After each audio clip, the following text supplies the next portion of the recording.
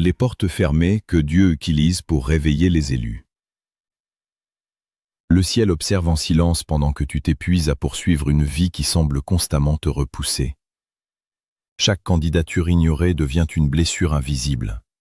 Chaque refus fragilise ton assurance. Et plus les jours passent, plus une question troublante grandit dans ton esprit. Pourquoi tout semble fonctionner pour les autres, mais jamais complètement pour toi? Pourtant, derrière cette frustration, une réalité spirituelle existe. Beaucoup d'élus vivent des saisons de blocage non parce qu'ils sont abandonnés, mais parce qu'ils sont séparés pour une direction différente. Ésaïe 55, versets 8 à 9.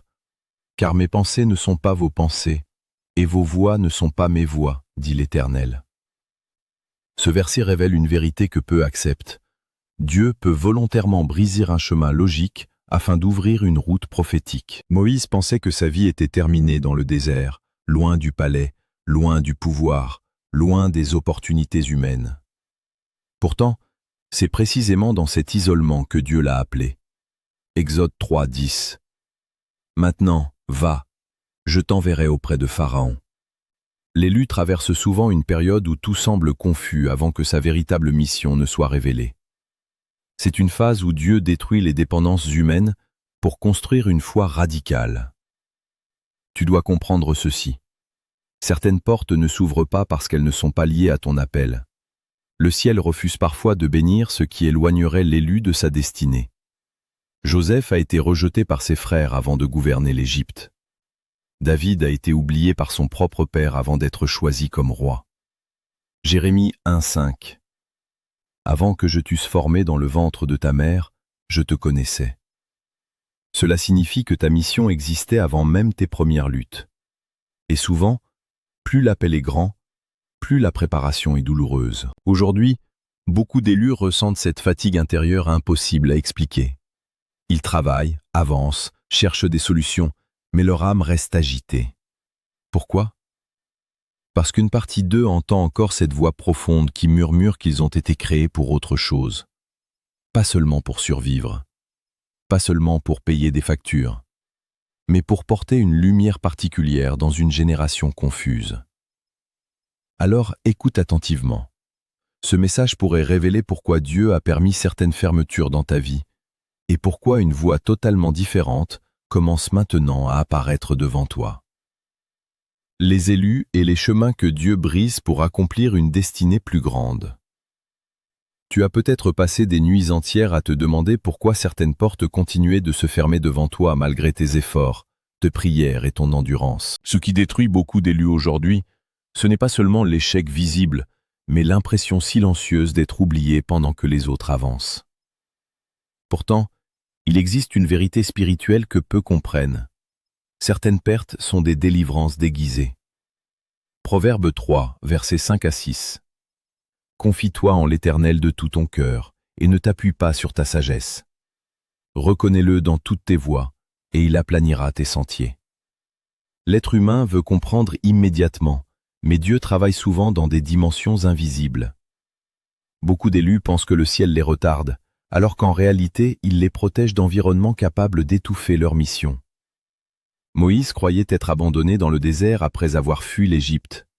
Pourtant, Exode 3, versets 1 à 2, révèle que c'est précisément dans cette solitude que Dieu l'a rencontré. Le désert n'était pas une punition, c'était une séparation spirituelle. Dieu éloigne parfois l'élu du bruit du monde afin qu'il entende enfin sa voix. Certains emplois auraient absorbé toute ton énergie spirituelle. Certaines relations auraient détruit ta sensibilité intérieure. Certaines sécurités financières auraient remplacé ta dépendance envers Dieu par l'illusion du contrôle humain. C'est pour cela que beaucoup d'élus traversent des saisons incompréhensibles où tout semble instable. Le ciel détruit parfois les faux refuges avant de révéler la vraie direction. Le plus grand piège pour l'élu n'est pas la pauvreté, mais l'oubli de son identité spirituelle. Le système moderne pousse l'homme à produire, survivre, répéter, consommer, sans jamais découvrir pourquoi il existe réellement. Mais Dieu ne crée jamais une destinée au hasard. Jérémie 1, 5. Avant que je t'eusse formé dans le ventre de ta mère, je te connaissais. Cette parole bouleverse toute logique humaine. Cela signifie que ton appel existait avant tes échecs, avant tes blessures, avant même ta naissance. Pourtant, beaucoup d'élus vivent comme des étrangers à eux-mêmes, parce qu'ils cherchent constamment l'approbation des hommes. Ils veulent être acceptés par un monde qui ne peut pas comprendre leurs différences spirituelles. Alors Dieu provoque parfois des secousses violentes. Il détruit certaines habitudes. Il brise certains conforts. Il permet des crises inattendues afin de réveiller ce qui dort à l'intérieur de l'élu. Abraham a dû quitter son pays sans connaître sa destination. Pierre a dû sortir de la barque malgré la tempête. Matthieu 9, verset 9. Jésus vit un homme assis au bureau des péages, et il lui dit « Suis-moi ». En quelques secondes, une vie entière peut basculer lorsque Dieu appelle un élu. Mais beaucoup restent bloqués entre deux mondes. La sécurité visible qu'ils détestent intérieurement et l'appel invisible qu'ils n'osent pas suivre. C'est là que commence le véritable combat spirituel. Non pas entre Dieu et Satan seulement, mais entre la peur et l'obéissance. Le silence de Dieu est une autre épreuve que les élus supportent difficilement. Parce que le silence ressemble souvent à un abandon.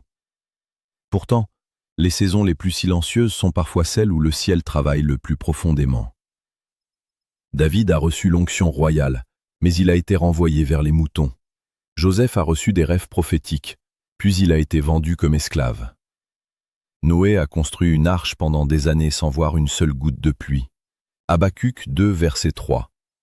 La prophétie attend son temps. Si elle tarde, attends-la. Cette phrase contient une révélation immense. Le retard apparent peut cacher une préparation invisible. Dieu prépare le caractère avant l'influence. Parce qu'un pouvoir accordé trop tôt peut détruire une âme immature.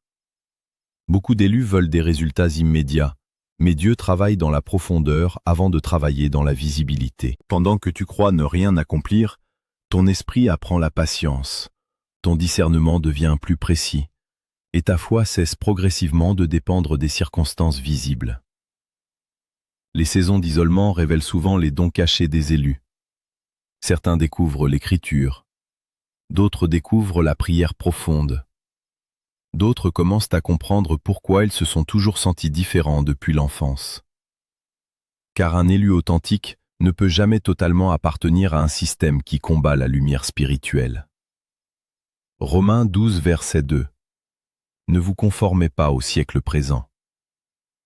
Cette parole explique pourquoi beaucoup d'élus ressentent un malaise constant dans des environnements pourtant considérés comme normaux par le monde. Mais vient ensuite le moment le plus dangereux, la tentation de retourner en arrière. Beaucoup d'élus reçoivent des signes, des convictions profondes, des appels intérieurs puissants, puis retournent vers leur ancienne vie par peur du manque ou du jugement des autres. Israël voulait retourner en Égypte malgré les miracles observés. Nombre 14, versets 3 à 4. Retournons en Égypte. Pourquoi ? Parce que l'être humain préfère souvent une souffrance familière à une transformation incertaine. Et ce phénomène existe encore aujourd'hui. Des élus sentent que Dieu les pousse vers autre chose, mais ils étouffent cet appel afin de rester acceptés socialement. Ils enterrent leur créativité. Ils abandonnent leur vision. Ils ignorent leurs dons spirituels. Puis les années passent et un vide intérieur devient de plus en plus lourd. Car l'âme de l'élu souffre lorsqu'elle trahit sa mission. Chaque fois que tu ignores la voix de Dieu, ton discernement s'affaiblit un peu plus. Chaque fois que tu repousses ton appel, la peur gagne du terrain. Hébreux 3, 15. Aujourd'hui, si vous entendez sa voix, n'endurcissez pas vos cœurs. Le ciel ne cherche pas des personnes parfaites. Il cherche des personnes prêtes à croire avant de voir. Et c'est là que commence la voie différente préparée pour les élus. Une voie qui dépasse souvent toute logique humaine. Noé construisait une arche sans pluie. Abraham avançait sans carte. Pierre marchait sur une mer agitée. Paul abandonnait le prestige pour annoncer l'Évangile. 1 Corinthiens 2, 9. Ce sont des choses que l'œil n'a point vues, que l'oreille n'a point entendues. Dieu aime utiliser des chemins impossibles afin que personne ne puisse attribuer la gloire aux capacités humaines. Peut-être que ta voie sera différente de celle que ta famille imaginait. Peut-être que Dieu t'appelle à créer, enseigner, entreprendre, transmettre, bâtir, écrire ou parler à une génération perdue. Et cette différence fait peur, parce qu'elle oblige l'élu à marcher sans tout comprendre. Mais c'est précisément cela, la foi véritable. Hébreux 11, 1. La foi est une ferme assurance des choses qu'on espère. La foi n'est pas avancée lorsque tout est clair. La foi est continuée malgré le brouillard, parce que Dieu a parlé une seule fois, et que cette parole devient plus forte que toutes les peurs humaines.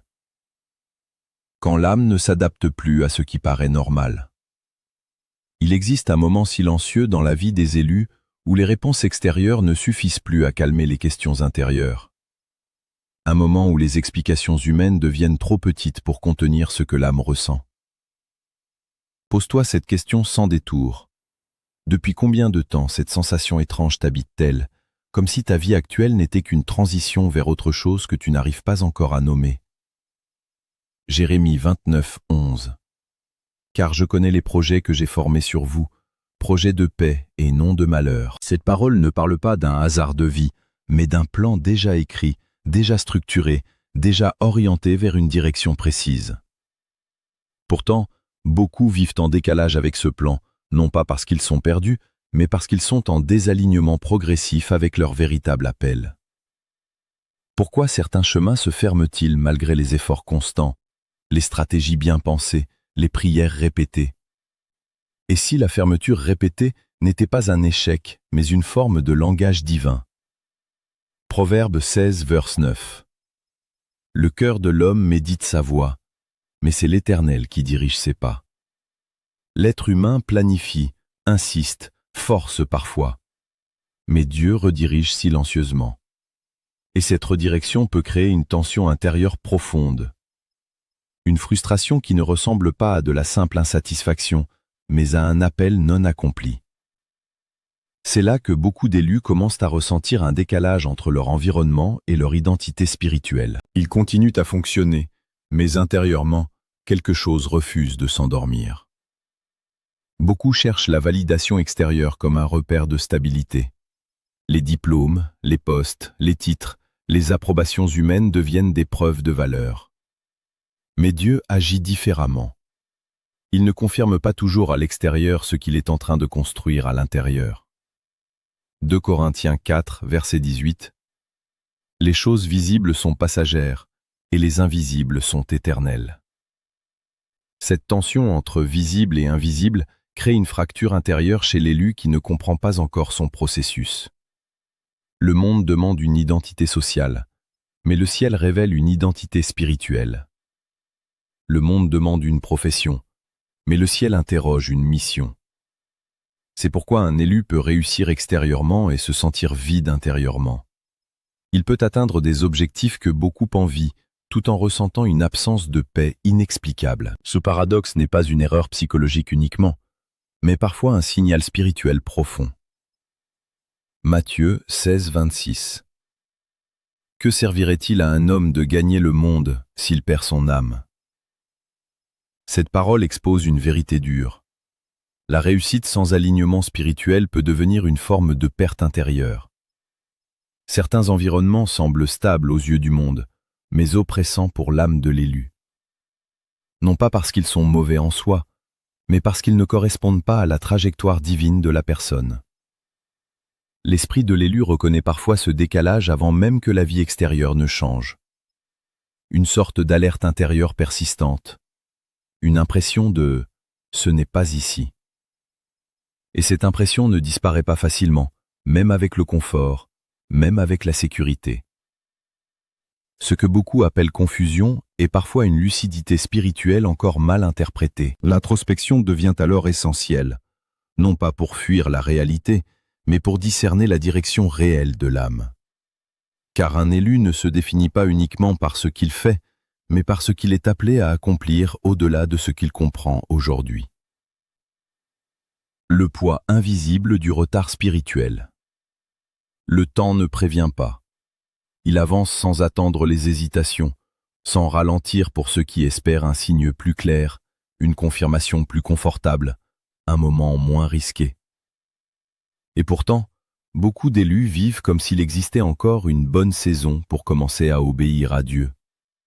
Comme si l'appel pouvait attendre d'être parfaitement compris avant d'être suivi. Mais dans la dynamique spirituelle, cette illusion devient dangereuse. Ecclésiaste 11, verset 4. Celui qui observe le vent ne sèmera point. Attendre des conditions parfaites, c'est souvent manquer les directions déjà données. Les grandes transitions spirituelles n'ont presque jamais lieu dans la certitude. Elles surgissent dans des zones de tension, d'incertitude, parfois même de peur. Jonas en est un exemple marquant. Jonas 1, verset 3. Jonas se leva pour fuir à Tarsis, loin de la face de l'Éternel. Il connaissait son appel, mais il a choisi la fuite. Et cette fuite n'a pas supprimé la mission. Elle a déclenché la tempête. Cela révèle une loi spirituelle importante. Fuir l'appel ne neutralise pas la destinée. Cela amplifie souvent les turbulences intérieures et extérieures. Samson aussi illustre cette réalité. Juge 16, vers 20. Il ne savait pas que l'Éternel s'était retiré de lui. Il a traité sa destinée comme quelque chose de flexible, négociable, retardable. Mais le résultat a été une perte progressive de sa force, non pas instantanée, mais lente, presque invisible au début. C'est ainsi que beaucoup d'élus perdent leur impact, non pas dans une chute brutale, mais dans une accumulation de compromis silencieux. Chaque retard dans l'obéissance produit une fatigue intérieure particulière. Ce n'est pas seulement une fatigue physique, mais une usure de l'âme. Une sensation de tourner en rond malgré les efforts, une impression de répétition sans progression. Car l'élu n'a pas été conçu pour fonctionner indépendamment de sa direction spirituelle. Jérémie 10, verset 23. L'homme n'est pas maître de sa voie. Lorsqu'il s'éloigne de cet alignement, quelque chose en lui commence à se fragmenter intérieurement. Et ce qui rend cette réalité plus urgente encore, c'est la persistance de la voix intérieure, cette conviction qui revient même après avoir été ignorée. Ce rappel nocturne dans les pensées, cette tension subtile qui ne disparaît pas avec le temps. Romains 11, verset 29. Les dons et l'appel de Dieu sont sans repentance. Cela signifie que l'appel ne s'éteint pas simplement parce qu'il est ignoré. Dieu continue d'appeler, mais la réponse n'est pas automatique. Elle demande un choix. Et beaucoup vivent entre deux réalités, entendre clairement, mais repousser silencieusement. Ce décalage crée une pression intérieure qui grandit avec les années. Une urgence invisible, mais réelle, que seule l'obéissance peut apaiser. Le premier pas qui change la direction d'une destinée. Il existe des instants dans la vie où tout ne demande pas une compréhension parfaite, mais une décision sincère. Aujourd'hui peut devenir l'un de ces tournants silencieux que personne ne remarque au départ, mais qui changent tout sur le long terme. Tu n'as peut-être pas toutes les réponses, ni la vision complète de ce que Dieu prépare, mais l'obéissance ne commence jamais par la clarté totale. Elle commence par une écoute honnête. Proverbe 3, verset 6. Reconnais-le dans toutes tes voies, et il aplanira tes sentiers. Cette promesse ne parle pas d'un chemin déjà visible, mais d'une direction qui se clarifie au fur et à mesure que tu avances. Commencer à écouter Dieu sérieusement, ce n'est pas seulement prier par habitude, mais entrer dans une posture intérieure de disponibilité. Une prière sincère change la perception intérieure avant même de changer les circonstances extérieures. Philippiens 4, 6 à 7.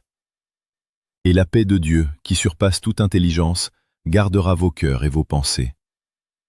Cette paix devient souvent le premier indicateur que tu es sur une trajectoire alignée.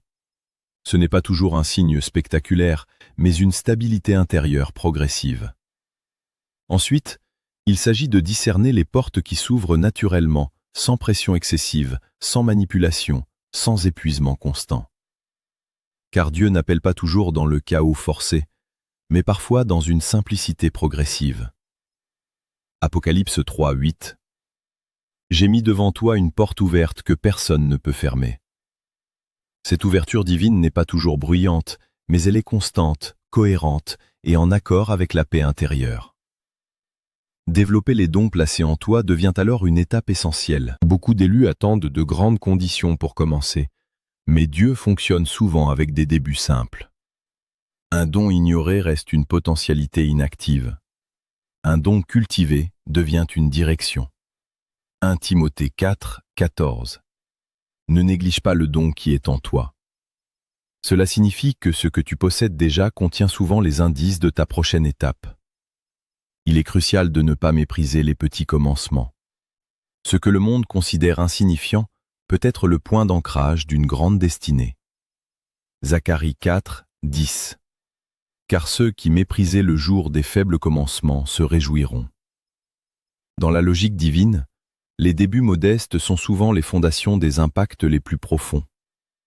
Car une transformation majeure ne commence pas toujours par un événement spectaculaire, mais par un simple acte d'obéissance intérieure. Une décision discrète, un changement de direction, une réponse à une conviction persistante. Et c'est souvent ce premier pas invisible qui déclenche toute une trajectoire nouvelle, bien au-delà de ce que l'esprit pouvait anticiper au départ. Quand le silence cache une redirection divine. Tu n'es peut-être pas perdu, contrairement à ce que tes pensées les plus lourdes ont essayé de te faire croire. Tu es peut-être simplement en train d'être redirigé vers un chemin que tu ne comprends pas encore, mais que Dieu a déjà préparé bien avant tes luttes actuelles. Ésaïe 30, verset 21. Voici le chemin, marchez-y. Cette parole rappelle une vérité profonde. Dieu ne laisse pas l'élu errer sans direction, même lorsque tout semble confus. Les refus que tu as subis n'ont pas le pouvoir de définir ta valeur. Ils ne sont pas une sentence sur ton identité, mais parfois une protection sur ta destinée. Chaque porte fermée peut contenir une direction cachée, une protection invisible, une transition que tu n'aurais pas choisie seule, mais que le ciel utilise pour te repositionner. Romains 8, 28. Toute chose concourt au bien de ceux qui aiment Dieu. Même ce qui semble incohérent aujourd'hui peut devenir logique dans la perspective divine. Le ciel n'a pas oublié ton nom. Il n'a pas perdu ton dossier. Il n'a pas ignoré tes prières. Psaume 34, 18. L'Éternel est près de ceux qui ont le cœur brisé. Cela signifie que même dans les saisons où tu te sens invisible, tu n'es jamais absent du regard de Dieu. Et parfois, lorsque toutes les portes humaines se ferment, ce n'est pas la fin du mouvement, mais le début d'une ouverture supérieure, une porte que l'homme ne peut ni forcer ni empêcher. Si ce message a touché ton esprit, alors il ne s'agit pas seulement d'une écoute, mais d'une réponse intérieure. Prends une décision aujourd'hui. Abonne-toi à cette chaîne pour continuer à recevoir ces messages qui éclairent les saisons de transition spirituelle. Écris en commentaire cette déclaration personnelle. Je choisis désormais la voie que Dieu a préparée pour moi. Une parole déclarée avec sincérité devient souvent le point de départ d'un changement intérieur profond. Et partage cette vidéo à une personne qui traverse une période de confusion, de doute ou de fatigue intérieure. Car il existe des messages qui ne tombent pas par hasard. Ils arrivent au moment exact où une âme